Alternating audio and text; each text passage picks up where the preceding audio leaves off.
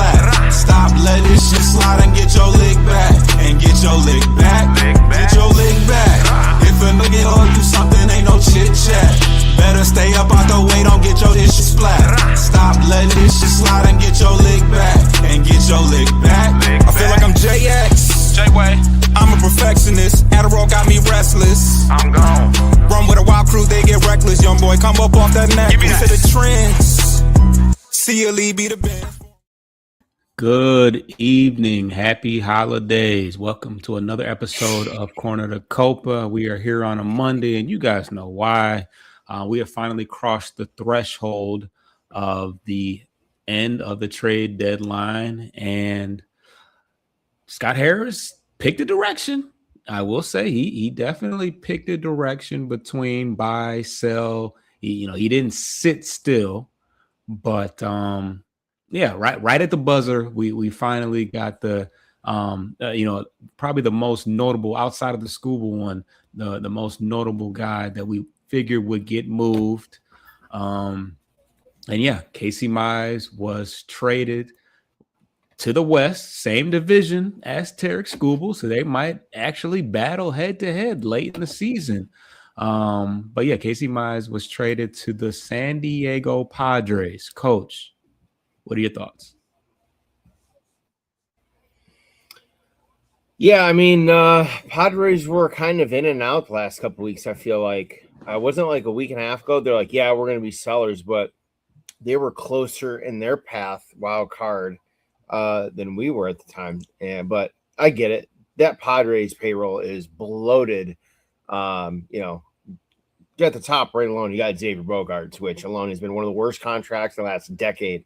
So yeah, San Diego had to try and maneuver to still be competitive because they still can't get in the wild card, but try to unload some salary and try and improve and get a little younger at the same time. But yeah, I mean, Casey Mize will be a good piece for them. He stays healthy, they can do some damage. They got some veterans in the lineup, but it's an uphill battle for them. But in terms of the return, it's another young lefty. I saw one, not really fan graph, but a version of it for his pitching stats.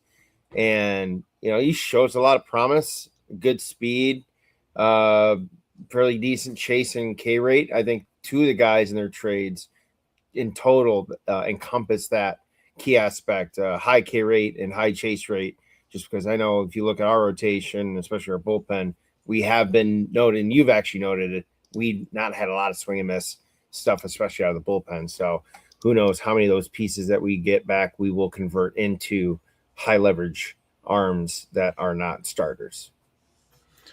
So yeah, let's pull him up.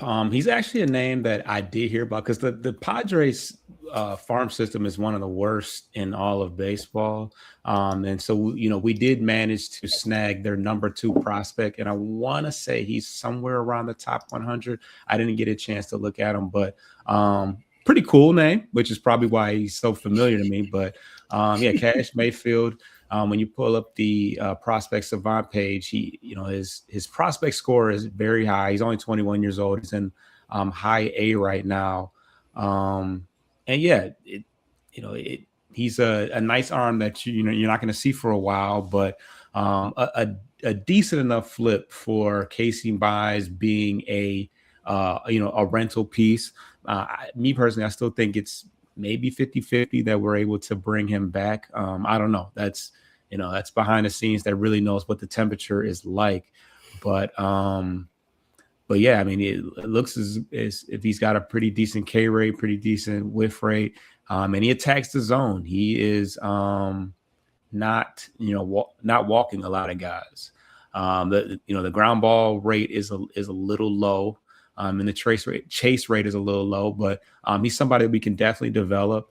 And if there's one thing that we needed outside of a right-handed corner outfield bat, which we didn't get. We did get a pretty high ceiling corner outfield guy, but we are stockpiling pitching. We'll get to the second guy that we grabbed from San Diego, but as of now, we got Brady Smith from the Dodgers. We got River Ryan, who's a cost control pitcher that should give us some production this year, because yes, we need somebody to step in this year. We did sell off our two top, our essentially our top two pitchers. Obviously, Melton has been good, Montero's been good, Frammer's been up and down, but we did sell off essentially our top two pitchers. So we're going to need some guys to pitch this year. The second guy, I think we could possibly see. He's already 27 years old. He's at the AAA. Yeah, he's at AAA. He's old. He's old. He's 27. He's actually older, or as the same age as River Ryan, but he doesn't have good numbers so far this year. He's got like a 7 ERA. Oh no, he hasn't been good his entire minor league career. It's not pretty. And the glaring thing to me, lefties they're nowadays that a lot of these lefties throw hard. Hence Tarek Skubal, Crochet, Sale, but he's 6'7", and his average fastball velocity is like 88 miles an hour. So you're a soft tossing, just tall, whatever. I'm gonna take it easy on him, but he is a guy that does at least attack the strike zone. But obviously he's not missing very many bats. You see his prospect score is 53, probably because he's 27 years old and only appeared in one. He's only appeared in one major league game. I'll pull it up right here. This is his professional Savant page, and this is from 2023. Well, he last saw action in 24. He got traded to San Diego on August 2nd, and then spent 6 days with the club, and then got DFA'd and hasn't been up to the parent club since. He's been a true minor leaguer. So I don't think, unless there's an attrition, he pitched in that. Yeah, no, he'll stay in Toledo probably lifetime. I mean, yeah, but I don't know. Yeah, it's got to be better options at the AAA level than this guy. But I mean, they did throw him in there, so I don't know. You see this is literally one appearance. I don't even know how many runs he gave up, but his ERA is 5.40. But definitely attack the strike zone. It looks like there was some weak, the barrel rate is low. Got some ground balls, but the average exit velocity was, they were making a lot of contact. He wasn't missing any bats. He wasn't striking anybody out. The contact might have been weak. It might have been on the ground, but the expected batting average was very high, and it was a lot of hard contact. So, we're splitting hairs. We're talking about one appearance, probably out of the bullpen. Yeah, no, game start. It's his game start. He went 5. So yeah, that must have been a emergency for him to get in there, because he didn't get another opportunity. But that's the second guy that we grabbed in the Casey Mize deal. That'll be interesting. That Padres will definitely be an interesting watch if you're up late at night. You're going to get to see Casey Mize for as long as he can stay healthy. Hopefully. Because I jokingly said, hey, Glaber and Mize may not be getting moved because they can't pass a damn physical.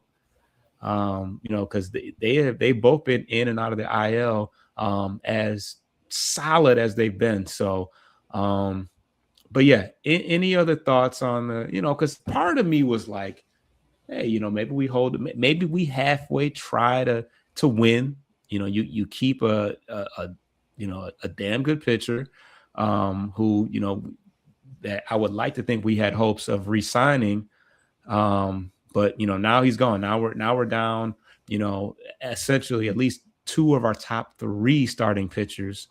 But yeah. What are your thoughts about just the return from Mize? Do you feel disappointed in what you got? But what? It's unique because we've talked about it offline, and and yesterday in the weekly show. It's just an unusual time because of the CBA expiring. And the rumor speculation now really picking up as much as the trade deadline has in the last really 2 weeks. There's unknowns that, usually, especially at this time of year, a lot of these players don't go through it more than once. One lockout or avoidance of one with a new deal. So there's, people don't want to overextend too badly and be left, out one way or the other when the new CBA and the new season starts, whenever that might be. So there's some hesitation, but I thought what you saw after some of the other names started going before Scooble did late Friday night or Saturday night was that you could tell it was more value. They're like, okay, there's plenty of other options here, maybe some tier 2, tier 3. So let's go ahead and explore some of those options where we can probably more apt to pull the trigger without having to go back and forth a handful of times, like these larger blockbuster deals usually tend to do, like a Scooble, like we saw for David Price that took to the wire too. But yeah, I feel like overall the return was a little light, a little bit in quality and a little bit of quantity. But again, it depends on the partner you're marrying to for that deal. So, we talk about Arizona and their crappy farm system. Well, we got their highest rate. I think it was 88 Baseball Reference, 88 overall in top 100. That Cash Mayfield player. I think I noted it just yesterday or the day before too. I was like, hey, he's the only one ranked. So it'd be interesting. So yeah, but I think there's good hope there. No pun intended with the outfielder prospect, but Hey, you got now another corner outfielder, most likely a transition from center to right field. We'll go into more depth on some player profiles here in the days and short weeks coming up here as the roster of the farm system kind of gets reset here with new faces and new places. But the 4 of the 5 pitchers that they got, I think, are probably what you're going to look at as the next wave of arms, in that 4 to 5 year range. Like if we were to bring Casey back, I think I've been fairly vocal. Like I give him 4 years, create stability. If Framber leaves or gets traded between year 2 and 3, you still have him, and you still have hopefully a healthy Job and hopefully a healthy Olsen going back, year 2 into the new CBA. And then obviously you got Troy Melton. So if those guys keep getting promoted over the next 2 years, man, you're looking pretty good in value, and you're kind of repeating the same cycle and trading probably some of your better arms. You're not going to continue to hand them, a big bag, if you will. So, but we'll see what happens. He's done that with some of the infielders, and some of the position players. So we got to see if Harris now will extend that to some of his arms going forward. yeah, and we talked about it quite a bit as far as what our farm system looked like as far as pitching prospects are concerned, and we, heavily lacked that ever since Job and Melton and some of these other guys, graduated out of that process. So, if nothing else, we have retooled. Even the guy that we got in play for, I think we got pitchers for Jahmai Jones and Jake Rogers, right? Yeah, they were both pitchers. So so we got a lot of different arms. They're not all going to pan out. Only maybe a couple of them will, but we got some warm bodies now. Just got to get River Ryan healthy so that we can see what because he's a finished product as far as, he's 27 years old. Yeah. Now, I mentioned to somebody earlier, Tarek Skubal wasn't an all-star until he was 26. Like it took him a while to fully develop. He had played parts of, parts with the team since 2020, but it wasn't until 2 years ago that he really was a household name. So, it's not necessarily too late for him. I think that him playing for the Dodgers, he just wasn't going to get a lot of, wasn't going to, how do you find opportunities to start when you got Ohtani and Snell and Yoshi and all these other guys? So we'll see about that. But got a comment here. Troy in the building. But yeah, so let's I guess we'll get our first break out of the way. Talked about the Mize deal, and then we'll talk about the rest of the AL Central. Be right back.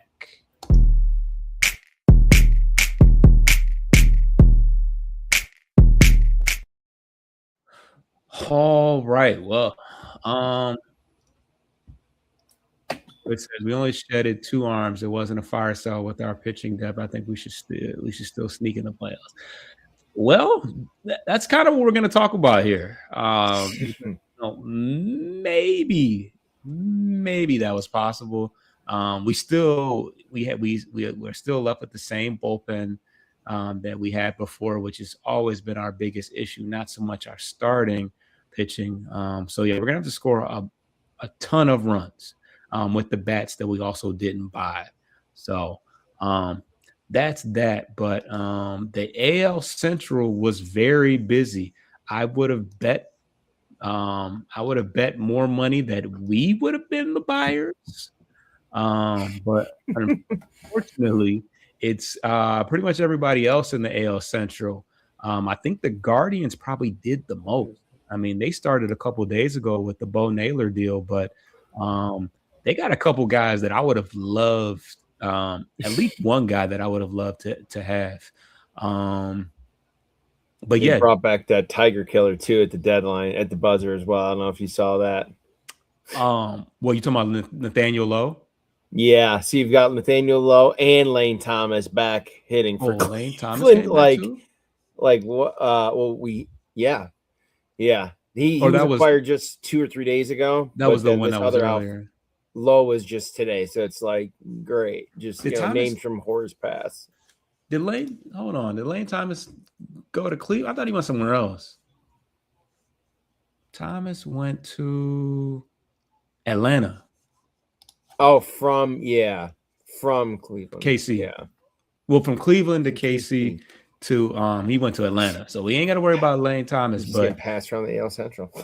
but yeah, he is. But Nathaniel Lowe, I that Cincinnati series, was he on Cincinnati last year when we got swept? I don't know, but Nathaniel Thomas, the Nathaniel Lowe, definitely has hit some home runs as of recent. It was either for Boston he hit a home run versus us or versus Cincinnati. But at any rate, he's a nice power bat because Cleveland doesn't score a lot of runs. Their pitching staff is already pretty strong, but they add Lowe and they also had Joe Adell. Joe Adell had close to 40 home runs last year. He's been, quieter this year, but there's something to be said about these guys that have not played meaningful baseball for years, and now they get an opportunity to play for a playoff contender. I would imagine it brings out a different monster to get guys like that. So yeah, Cleveland definitely addresses. They strengthen an already strong pitching staff in Foster Griffin. Great name, of course. He's been the Nationals ace all year. He's a 31-year-old rookie, the sensation. But he heads to Cleveland. Joe Adell, and then also Nathaniel Lowe. So like Troy said, we're still in the mix. We still have an opportunity per se, but you're going to go up against a much improved Cleveland team that should be able to score some runs. You add that with DeLauder, you add that with Jose Ramirez, you add that with Stephen Kwan, who's been better. Cleveland is going to be tough down the stretch. Certainly for us, just because even when they were, rolling out, Manzardo or whatever that dude's name is. I mean, they were still to Angel Martinez, Travis Bazzana, they got some firepower now. I mean, Joe Adell, I don't think it was an all-star last year, but he had 38 home runs last year. He's a strong boy. Don't mess with him. I joke with him. I think he kind of call him like Jorge Soler 2.0. They're both big power righty bats. Yeah. I mean, you get him in a postseason, he's going to make a park look small if you miss a pitch. And that's unfortunately the thing. We go back to the other year, 2 years ago, first playoff run, with Scooble, bases loaded, gives up a grand slam, pretty much broke the back, and he gave up 6 runs in total in that inning and killed us. So unfortunately, we've been on one good side of it with Carey the following year against Class A, but we have kind of unfortunately repeatedly found ourselves on the wrong end of some short, lower scoring playoff games last few years. Yep. And so this is the a little graphic of Nathaniel Lowe. I'm assuming he's a platoon option at first base or DH, but he's got an 821 OPS this year. So pretty strong year with Cincinnati, who overall had a disappointing year, but another opportunity for him to make some noise in the postseason. Let's bring up Adele next. As I said, he hit 37 home runs last year. Not having a great season this year, below average OPS. You see the bat speed, so he's definitely got the physicality and the power, a pretty high hard hit rate. And to the pull side, Cleveland's got that miniature green monster in left field. Definitely going to be some opportunities for him to make some things happen as well. So yeah, he's not a great defender by any stretch of the imagination, but what he's brought there to do is to produce some runs. So that is their acquisitions. I guess we can throw up Foster Griffin. Why not? I didn't even know I'm actually kind of surprised they went and got pitching, but he's 12-3 this year. They must have given up. They must have given up in Washington, no less. But they must have gave up a bunch of prospects for all these guys because Adele's got it has. There's some team control left for Adele. I know Griffin signed a 1-year deal, and then who's the other guy they got? Oh, Nathaniel Lowe. He's probably on a 1-year deal as well. So maybe they didn't give up all that much, but yeah, Foster Griffin, he keeps the ball on the ground. He throws a ton of strikes. I mean, he's a prototypical Cleveland Guardian pitcher as far as I'm concerned. Yeah, a lot of weak contact. Yeah, as if they needed any more pitching. I mean, they got a guy that's damn near got an ERA under 3. So that's the Guardians. Who else? Chicago. They went out and got Brenton Doyle. I got Joey Bart, catcher. Yeah, they needed some catcher help. I think Kyle Teal is still out. Who else did the White Sox got? Obviously, they got Luis Castilla yesterday. Yeah, they may have gone for some additional depth, I think, if they made any other additional. Let me see here. I think they got some more pitching, if I'm not mistaken. Joey Bart. You scroll through the Rolodex here. Yeah, so it's a lot of stuff. Yeah, Bart was their last one that they. Oh, they went out and got Huascar Brazoban, the guy from the Mets. Yep. He's got a sub-3 ERA. Let's pull that up. Because the Sox, they pretty much said they were going to be buying, but they're not going to mortgage their future because they have had a lot of success. They have had a lot of success with their recent farm system acquisitions, but despite playing for the Mets, Brazoban has definitely been a bright spot for them. Ton of weak contact. Yeah, just a ton of weak contact. What's his pitch mix? Oh, he's got that sinker, so he's throwing that 50% of the time. So a ton of ground ball, a ton of weak ground balls, basically. So yeah, that should play well. He might be the White Sox best reliever because I think Sir Anthony Dominguez was their closer for a while. So yeah, pretty good move. Would have been a great arm for the Tigers if they were buying, for sure. Also Weaver, who ended up going to Pittsburgh, would have been nice. But so yeah, that pretty much does it for Chicago. Chicago didn't really do anything crazy unless Luis Santana, unless Luis Santana can turn things around in a hurry. I'm not really moved by Brent Doyle. He's a great defensive center fielder, but he can't hit a lick, and he's been hurt all year. So that was just some additional outfield help for them. So Yeah, Guardians for sure. Made some noise. The Twins. When I They got did theirs early. They got their pitching early before the deadline today. Yeah, they went out and got what's his name? They got AJ Dean Minter. Kramer and Dean AJ Kramer. Minter. Yeah. So at the very end, they got Jeff Hoffman though, who I feel like Blue Jay fans hate him. I don't know. He's just not. Obviously, they found their closer is in Andrew Varlin. Whoops, that's the wrong Hoffman. Jeff Hoffman. Oh wow. ERA's a little bloated, but doesn't look bad. K rate, chase rate, whiff rate is off the charts, but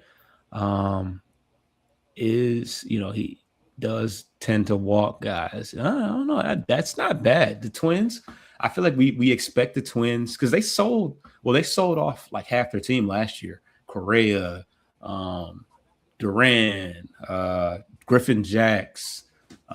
They sold off a lot of guys last year. They did not trade Jeffers though. Jeffers didn't get traded, did he? No, and Buxton was the other one that's obviously I feel like it's always been in the mix of trade talk between deadline and offseason the last like 2.5 years. But yeah, to your point though, like Cleveland, they've been somehow improving by subtraction. And they're scoring runs this year. I think they were a top. I don't know where they're at now, but they were like a top 5 run scoring team, and I couldn't tell you why. I mean, of course, Byron Buxton's there. They do got some guys, Josh Bell, I guess, but our former pick Cody Clemens is resurfacing back in the Central.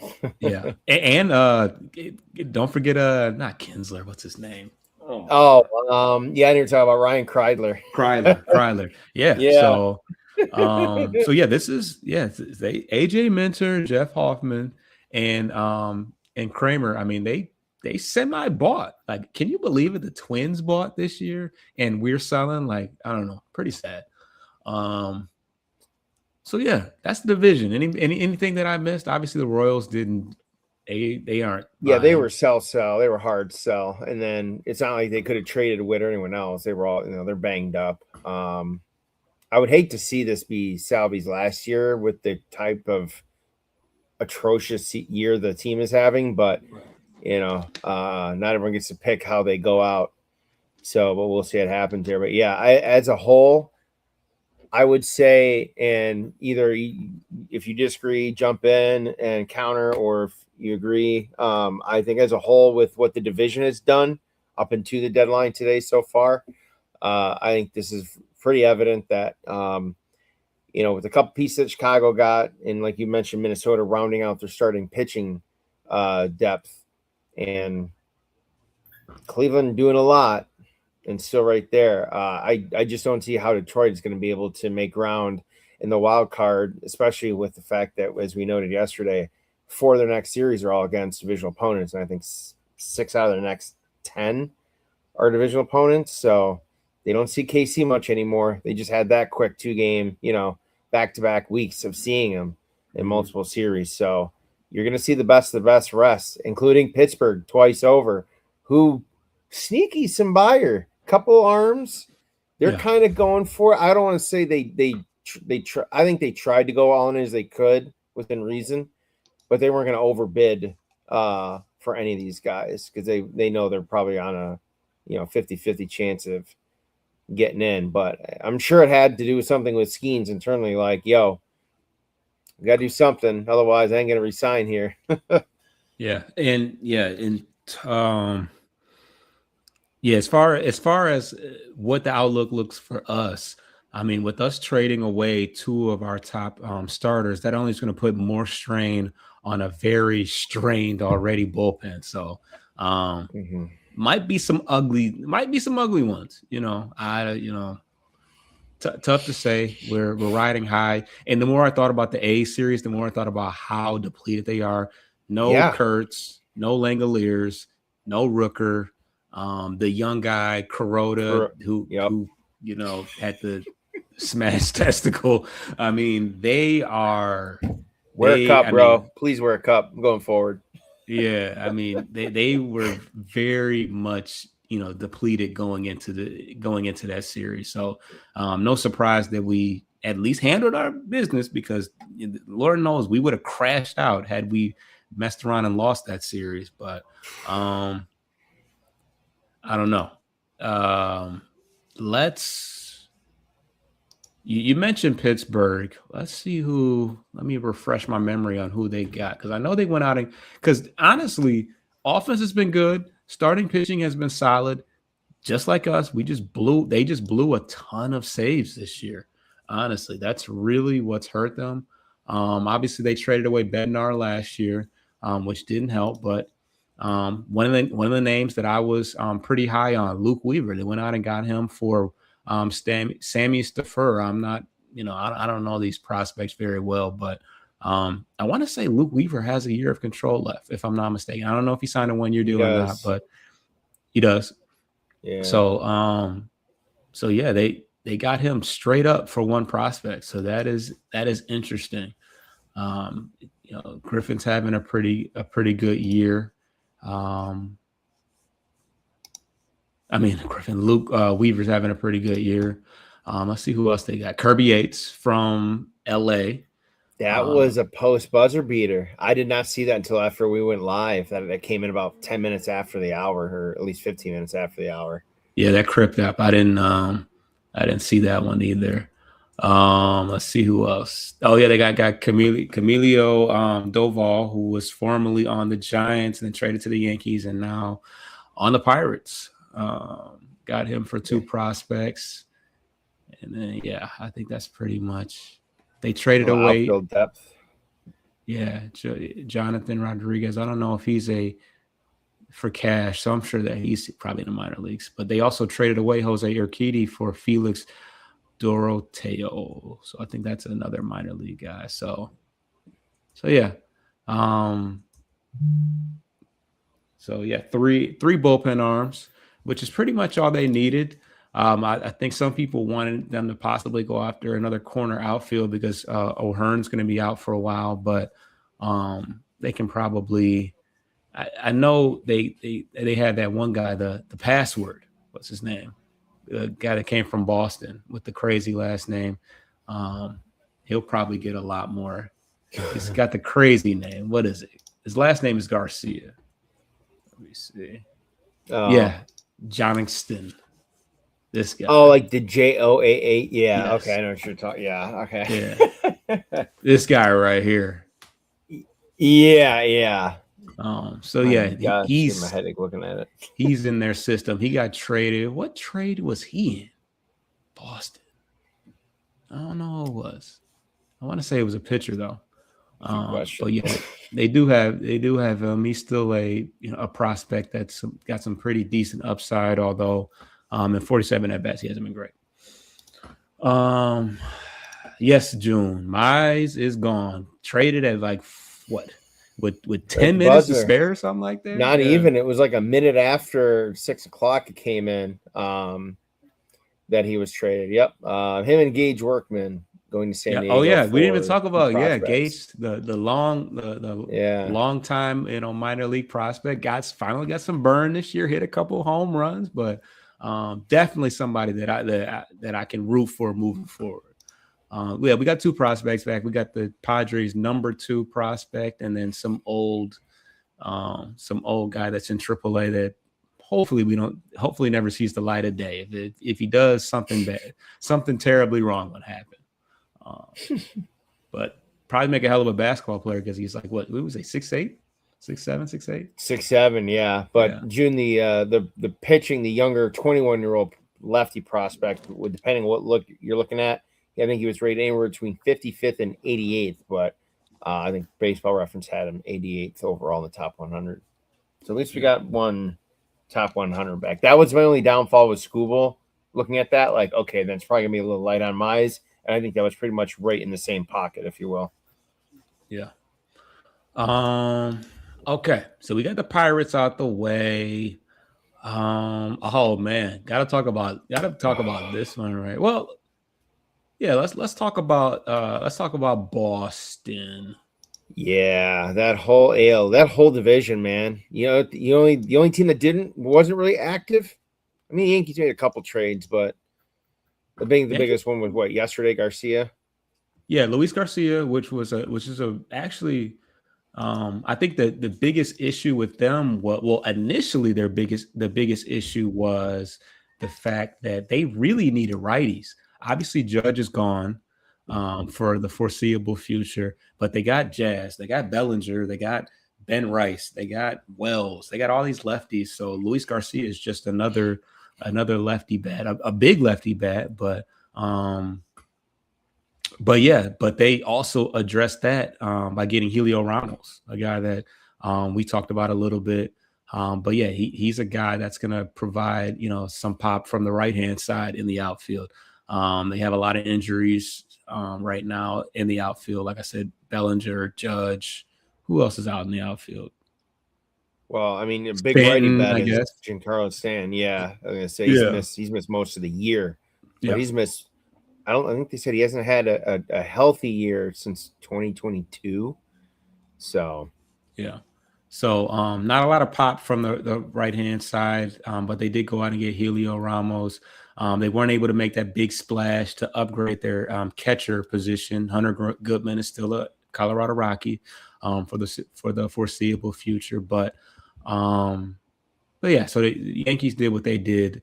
But speaking of the Yankees, speaking of upgrading at catcher, Adley Rutschman was traded interdivision wise, and he'll be heading to the Boston Red Sox along with Jake Rogers. Hold on, let's see. Okay, that's June. He said with these trades, the Tigers look to improve, or have they gave up on the season? No, they're pretty much selling.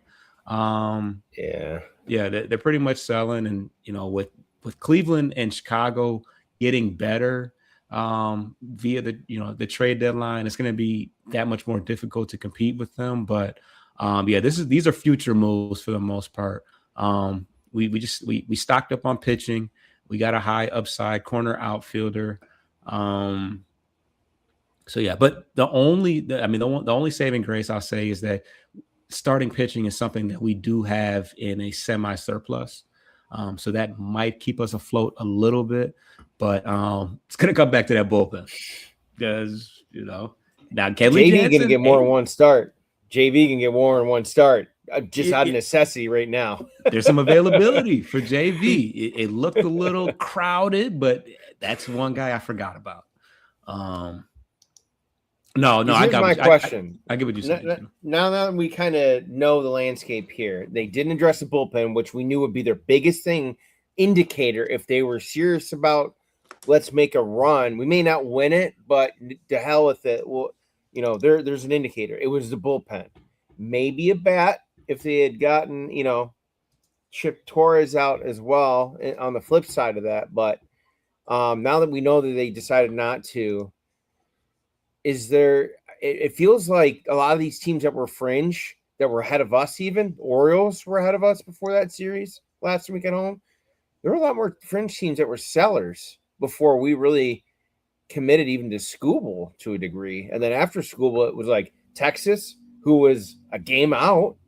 They're like, yeah, we're going to be sellers, but I think they poo-pooed it a little bit because the three guys they mentioned were all had full no trade clauses, and DeGrom was the first one to shut it down. And I think the other two were like, yeah, no, we're good. Well, what the hell? You didn't ask us first before you got this in line, but it's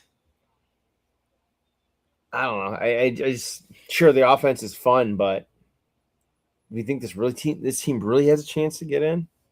I mean, okay, well, one thing that I can't take credit for this, but with Texas being light sellers, because Josh Smith, they sell anybody besides Josh Smith? That was it. It was the only guy, and then really the report came out, and then they kind of walked it back, and they didn't make any other, not even for pitching. I don't think they got anyone back in or sent anyone else out other than Josh Smith. But Baltimore, they sold Taylor Ward off, so that's another team that is ahead of us. So that could help. But yeah, our only hope is that the guys that we have, because our bullpen is fairly healthy outside of Will Vest. But I mean, for all intents and purposes, we do still have Kyle Finnegan for what it's worth. We still have a closer. Oh my God, that's right. I forgot. We still have Kenley Jansen. How did he not go? I mean, I got to figure this guy's good. Some of these guys got to get cut. At least one of these guys has to get cut, man. Like for real. Like we could keep running out there. I mean, yeah. I mean, hey, they pretty much. It's pretty obvious that because he never lost his closing spot. Really, they're still, I think, committed to him breaking the. How many saves does he have now? He's got a decent amount. Well, at his current conversion rate, he's going to set the record for blown saves in a year. He's got 13. He's 11 away from 500. So I think he gets there. I think he gets there in the next. Was it 50 games left? Something like that. Maybe he didn't blow one all of July. For what it's worth. But he didn't really pitch in any ninth inning situations because he got a long relief off of high leverage for a minute. Remember, for about a week, hurt too, at some point. For a week, he almost didn't pitch after his 3 or 4 consecutive horrendous outings. I think the offense is going to be such a pest that he might pitch some ninth innings, but I don't think he pitches enough opportunities to get 11 saves. Yeah, I mean, 11 doesn't sound like a lot, but there's really a lot less games left than we really. He's blowing more than 11 probably this won't year get any on his own. Playoff opportunities. That's for damn sure. So, yeah, he'll go somewhere. Old Geronimo will go somewhere and get to 500 because 11 overall isn't that much. But wait, why old Geronimo? That's his middle name. Oh, it is. Oh my God. I mean, I'm just looking at it. That's that. Oh, Geronimo. KGJ sounds Russian. KGJ, yeah. But, the bullpen is going to be kind of crazy. Do you take any action? Do you take any other drastic steps to bring anyone else up now versus waiting until September? Like we mentioned it offline, Outman had removed all of his Tigers related social media off his personal profiles. I missed if you said that. Yeah, I missed it. Really? That was yesterday. And I looked up on his Instagram or his Twitter, and sure enough, not even his profile picture has any Tiger affiliated clothing on. It's actually Minnesota. So real. I think he's gonna get DFA'd here at some point. They obviously it's an off day today.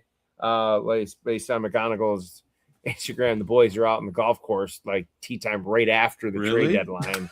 So if they weren't getting after it last little, with the powwow with the boys before everyone, the couple guys went their separate way, they definitely did today while they were in Seattle. But yeah. Okay, so Outman is likely out. So yeah, who? Yeah, I think we know. Crazy. I didn't know that. You were just kind of looking. It's crazy. He hit 5 home runs in a fifth of his hits. Someone actually put it on X, and that's why I went and I checked, and I was like, yeah, no, there is no mention of Tigers anywhere. But there was before, is what you're saying? Yeah, again, he was only here a month. Dude, he's been here since what? June. Been here 2 months. Yeah, 2 full months. He's been here most of the summer. But yeah, I gotta imagine he's getting DFA'd tomorrow in some announcement. And I know, I don't know how many of these other guys are actually going to be on the 40-man coming back in. I mean, some of them will be, but it'll be interesting. Well, you got Clark playing every day. Hobbies is back up now. Yeah. And you still have Vierling, who can play all three in the outfield when he gets back. True. But so yeah, as far as guys on the 40, and then you got Malgeri.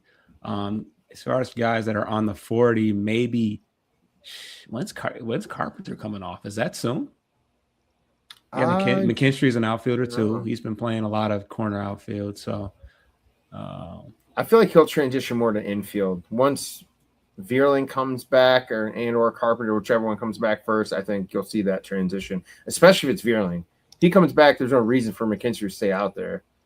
he'll move back into the infield, and then he'll probably get his playing time cut by a decent amount if Max Anderson comes up. Yeah, that's who it probably should just be. Just bring in more firepower. And he's having a solid year right now in Toledo. He's hitting right around 300, 15 plus home runs. He's not ripping bombs, but he's got pop that I know we've been kind of desperately needing. Yeah. So, so yeah, if Altman, because if Altman gets DFA'd, you can bring somebody that's not on the 40-man roster. So, the options are endless there. But if for some reason he does, so it's time. He hit a nice home run against the shortstop or whatever infield player to pad the stats for the year. He hit 5 home runs, which is not bad. He hit for some decent. He had some decent power. He just couldn't. He's just not a major. He's not a major league player. It's not. Yeah. At points it was like you felt bad for him. It's like he's just so out overmatched. So I know they're going to leave one on the 40 open. They're not going to fill them all because eventually they're going to need to put Ryan Miller because they transition him as a minor leaguer right now on the injury list. Ooh. So when he is ready, they'll have to, what they did for Max is purchase his contract up to the 40-man and add him at that point. So there should be at least one spot. No, sorry, not Brian Miller. Ryan River. Oh, River Ryan. River Ryan, the pitcher. Oh, okay, yeah. From the school deal. So they'll need him immediately for the bullpen for sure going forward. Yeah, because as it stands right now, we got 4 starters. We're a little light. After the beginning of the year, we're a little light. But we do have Ty Madden, who's kind of a starter. You could do the bullpen day thing where you have an opener with like Holton in the past has been an opener. But yeah. Hey man, Eduardo Valencia, man, that dude is he stands alone with the most total bases in the first whatever X amount of games. I mean, this guy first has 10 games, 29 bases, franchise record. There was a dude in 2006 who tied the 27 run mark. Brent Cleveland. He did it as 27 bases his first 10 games. You want to talk about the most obscure Tiger to have a portion of a record that's not Chris Shelton? Yeah. Oh man. You talk about peaking real fast and just pitter-patting out to nothing. Yeah, fizzed out real quick. That's like the Nick Logan days. Oh yeah. Those are some dark days, not gonna lie. Let's get to our last break. We'll be right back.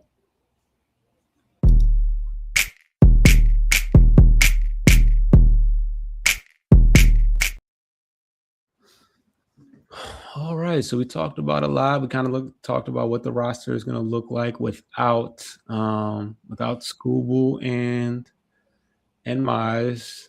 We talked about who we're bringing back. The chance that James Outman might not be around and what that could mean. We never really talked. Well, I guess we kind of talked about the Adley Rutschman thing. I don't know how we got off on a tangent, but yeah, the Boston was another team that was rumored to be in on. Hold on, let me pull this up. Another team that was rumored to be in on Hunter Goodman. To improve their catcher position, and they, elect to trade for a player in their division, and now they have a backup as well. They got Jake Rogers, who's him and his mustache is reunited with Mike and his mustache, and yeah, it was quite the haul. Kyson Witherspoon, his twin brother, is actually in the Tigers system. Kyson is the better of the two twins, of course. We get the last one, but yeah, the Orioles got a nice haul back. They're definitely selling for sure. What are your thoughts on that? That was the kind of the one. Obviously, they went out and got Curtis Mead, and he immediately took the risk, which was very unfortunate for him. But their one glaring weakness was at the catcher position. So, how do you think that's going to effective moving forward, and is that enough to, push them over the edge? I mean, you look at the way they've been playing. They've also won 15 of the, in addition to the 15-game win streak, and then the larger 30-day run they've been on. They've also won like at one point 14 or 15 straight road games, or something crazy as well. So they're clicking, better than with these additions.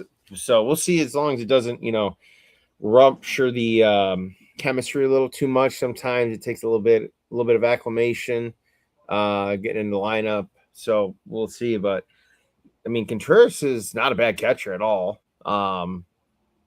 So I guess I'm a little perplexed. If he's hurt, then that's Contreras plays first. His brother plays catcher. Okay. Yeah. Okay. So that makes sense. Then yeah. Okay. So I get them those mixed up too. Yeah. Yeah, because that Contreras, I know, got hit in the head too just a few days ago. He's had a wild season. He's been hit a lot this year. I seen a couple clips of him in one series where he got hit like 3 or 4 times in the same series, and he finally had enough of it. But a few players like that this year that have probably felt like they've been in, Dingler's been getting smoked too. Nothing serious, but he gets hit on gets hit on that left elbow, which is not a throwing elbow, thank God, but he gets hit on that left elbow like every other week. Yeah, and it's yeah, I mean that division, we game 1 heading the year, the East, we figured would be a gauntlet. And Boston, we wrote for dead 40 days ago. Absolutely, they didn't have a pulse. So I guess they're having our 2024 right now, except they're not waiting until September 9th against the White Sox in the second to last series of the year to clinch a spot. They are taking a driver's seat in the primary wild card spot right now. So to your point about Baltimore selling, we won't see them again, I don't think, the rest of the year. We've already had their series against them, so it's going to be mostly divisional. Pirates we see a few times. The Yankees we're going to see one more time here. Man, it's not going to get easier for this bullpen, which didn't get any help, unfortunately, until River Ryan is healthy. But again, that's just one player amongst the handful of this bullpen that's largely struggled. Ultimately, seems like one guy struggles one night and it's a different one the next night. Yep. So other notable trades, Phillies, Bryce Harper was very vocal about wanting the team to get better, and went as far as to say that I will take a corner outfield position if you guys can make it happen. So that is what they did. They're moving Bomb is okay. So what happened? Sturt or whatever is Stott's the second, Alec Bohm went to third, and then Bryce went to the outfield. Bohm to first, Stott to third, Arias to second, and then Trey stays at shortstop. So they got their little musical chairs. I mean, Arias isn't a big move, but definitely makes them a deeper team. A deeper lineup anyway. It's another guy at the top of the lineup that can that's not going to strike out. Obviously, you got Schwarber and Harper who are going to, hit for the power that you need. So, and then the Phillies have pretty good pitch, have damn good pitching, to be honest. So, probably not enough to overtake the Dodgers, but solid move for them. As I look at it now, the Padres, they went out and got 2 starting pitchers. They got Robbie Ray and Casey Mize. So they did what they could do as far as that's concerned. They did what they could do. Jose Soriano. Now, the Blue Jays kind of confused me because they started off by trading away, Gossman, which made me think that, they're selling. They're behind the Tigers right now in the wild card. So what could they possibly maybe they're kind of breaking up that World Series team. Obviously, Bo Bichette's already gone, and so I thought that Trevor, that Gossman will be another piece of that. But they turned around and went and got Jose Soriano for a couple, prospects. Angels acquired a lot of prospects in this thing. They got the Cubs' #1 prospect, but they also got that Arjun Namala guy is a 18-year-old shortstop, but he's also the Blue Jays' #1 prospect. So, I think they paid him $500K in international signing to get that kid. So that kind of tells you what they think of him. That's not a low number, or it's not a low number either for international pool signing. Yeah. So I guess Boston. I mean, I guess Toronto's trying to make a run. I feel like they made another move. They traded Dalton Varsho to Houston. So yeah, to your point, there was one in, like a good out contract, and Gossman was a rental. But then to your same point, they're kind of getting a little younger behind the 26th man a little bit. I think they're kind of trying to do it on the fly right now, like some of these other teams are. Yeah. Like St. Louis is right there. They're only 3-4 games out of the wild card, but they were fairly decent sellers. Lars Nootbaar and Dustin May, a couple other guys, but they've got some good core with JJ Weatherholt and Jordan Walker won the home run derby.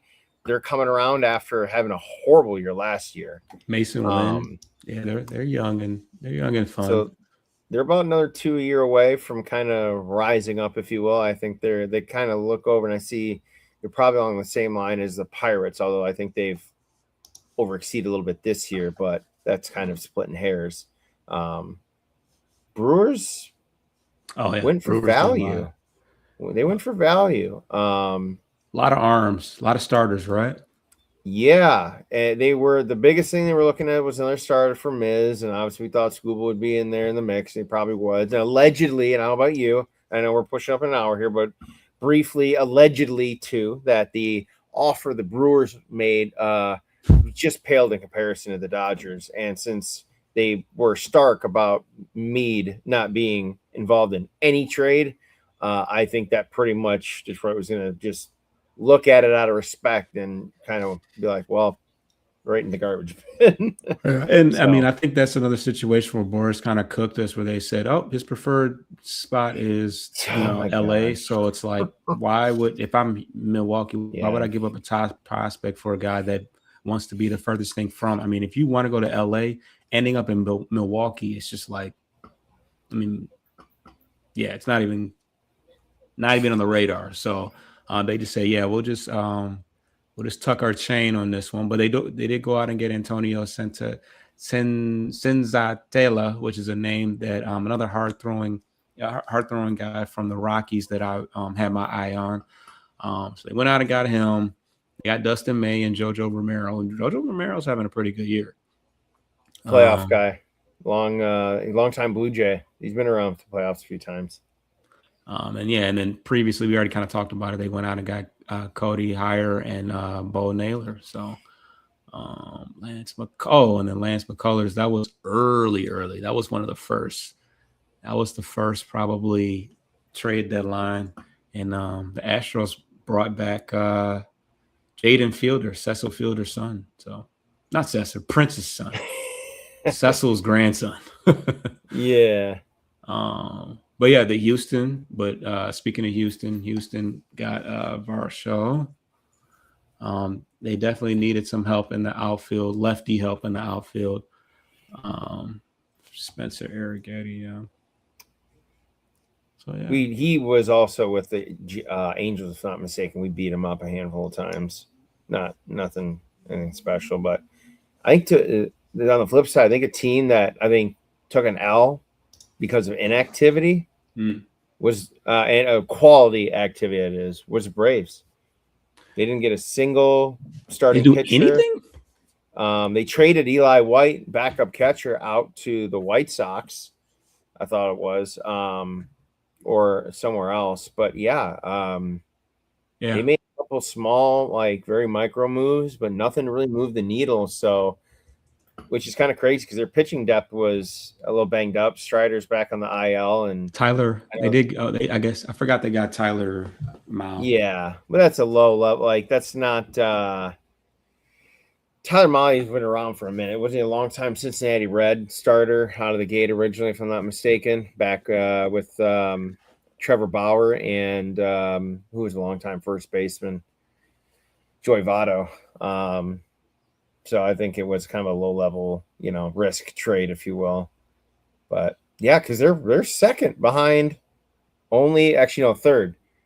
Dodgers are a half game behind Milwaukee, and Atlanta's only 2.5 back of Milwaukee itself. So I really think you've got a 2-horse race in the National League right now.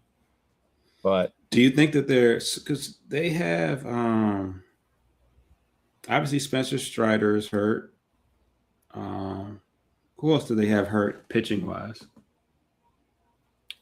let me see here. Because obviously Acuna's healthy. He came back this last week in the middle. Actually, I think the weekend series he came back. I know Sean Murphy's been out. Ronaldo Hyesung Kim, who we were looking at in the offseason, he got hurt early in the year and hasn't been back. But Acuna obviously being out for most of the year didn't help that offense.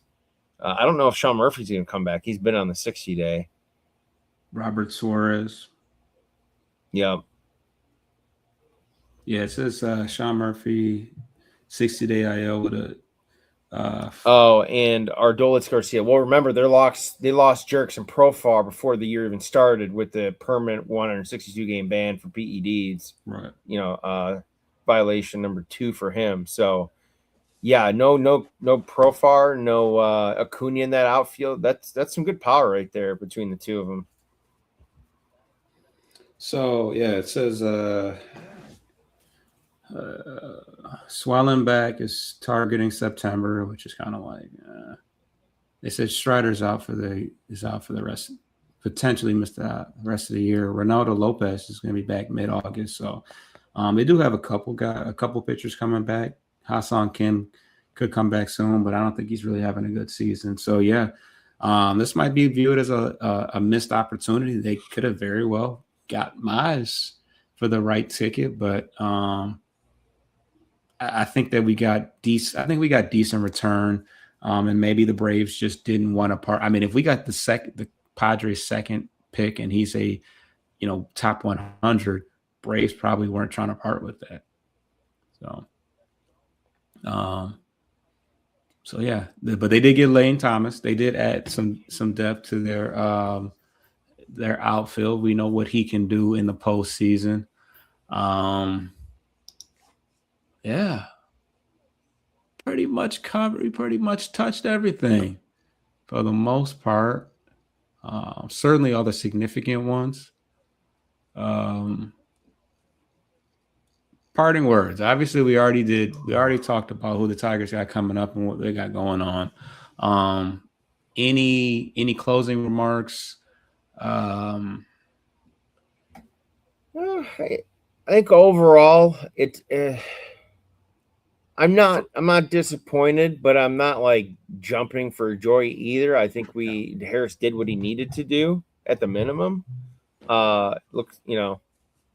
Looks like it's so far a good return. We won't know Drew will be out until in 3 to 5 years when all these guys have had equal chance to make it, especially the younger guys.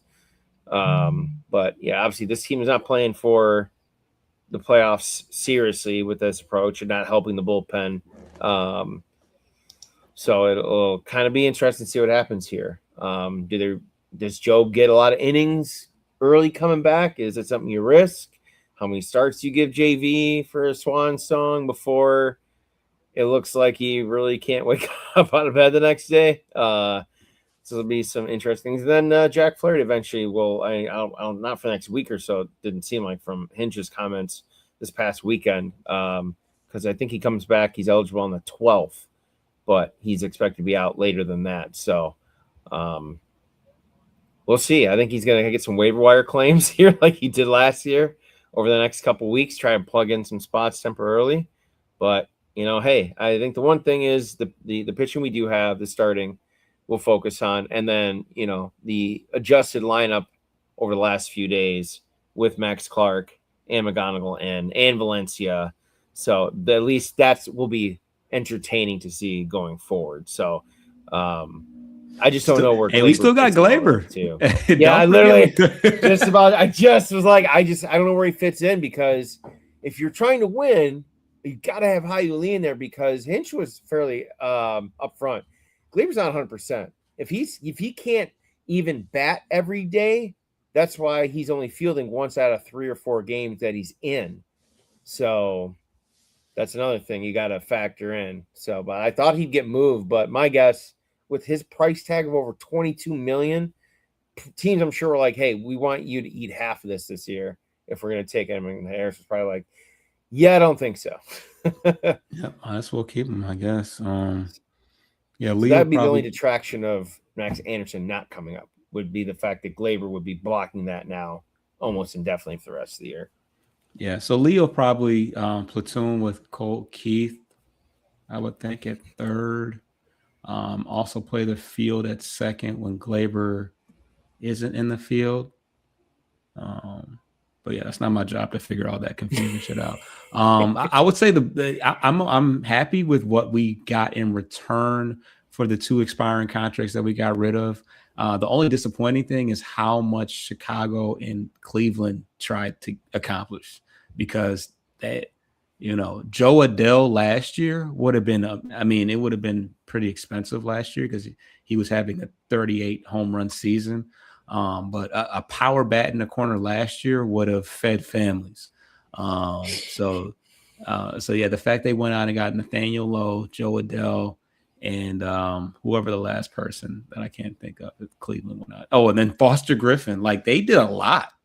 Yeah, that's going to be a lot to contend with down the stretch. We're going to see them. I don't know how many more times we got to see them, but that's not going to be pretty.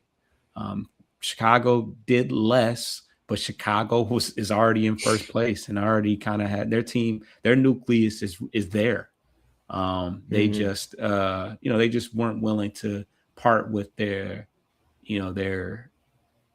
top-notch farm system, which they shouldn't. They just kind of got back good. They've been bad for the last couple of years. So why try to fix what's not broken at this current moment? So that's my biggest thing. Bullpen's still going to be a big question. We don't know from day to day who's going to be pitching, because we have literally 5 starters right now. My assumption is that obviously Flaherty will be coming off the IL soon, possibly JV, and then we also have Ty Madden, who can start in a pinch as well. So a lot going on, but the team is hot. Well, let's see now that the distractions of will Casey Mize be here, will Gleyber Torres be here, will Tarek School be that's out of the out of the picture now. We all know who is here, and it's a lot of young guys that have been playing together. So with that said, shout out to everybody that tuned in. Subscribe to the channel, man. We just gave you a full-blown trade deadline show just a day after kind of previewing a little bit of what it could have been yesterday. So now we know every transaction up to the point, unless there's something else that just hit we all know there's still some announcements that happen post that have been solidified before but get announced after the time being. So got to recheck my phone, but yeah, we're covering the rest of the regular season. We'll do some playoffs as well, but we cover everything at Bleachers to Speakers. So check us out. Yeah, but other than that, let's get up out of here.